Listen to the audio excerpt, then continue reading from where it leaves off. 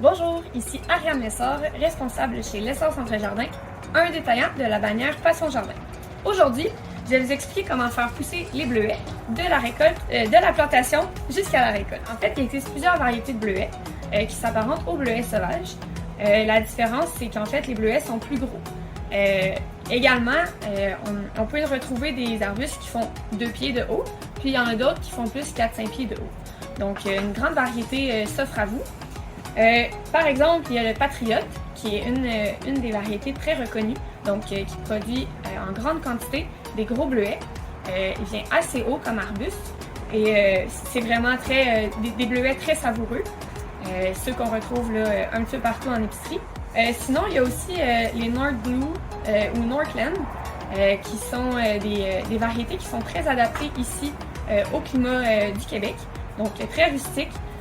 Ils vont rester un petit peu plus petits, mais tout de même, là, la production de bleuets est très grande et ils font quand même des gros bleuets très foncés. Si jamais vous voulez essayer aussi des bleuets un petit peu plus qui sortent du commun, en fait, il y a le Pink Lemonade qui produit des bleuets qui sont roses. Donc, ils commencent blanc vers le rose pâle pour terminer un rose foncé. Une saveur très douce et quand même très intéressant à récolter.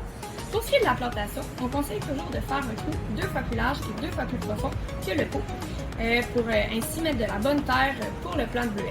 Donc, on conseille de prendre le terreau pour petits fruits et plantes acidophiles de Fafor. En fait, il va procurer le bon pH pour que les bleuets ils grandissent bien. On peut également apporter l'engrais de Fafor, donc pour les plantes acidophiles également. Il va venir stabiliser le pH, puis aider à ce que la production soit plus grande, puis aussi pour que les fruits soient plus gros. Et en fait, on conseille de l'utiliser au moins une fois par mois pour la période de croissance et sinon de l'apporter au fil des années pour continuer d'avoir une bonne production.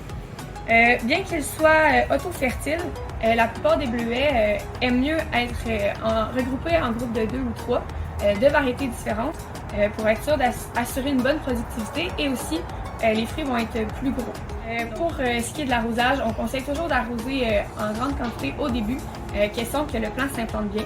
Mais c'est sûr que, comme je disais, les bleuets, ils n'aiment pas avoir trop d'eau.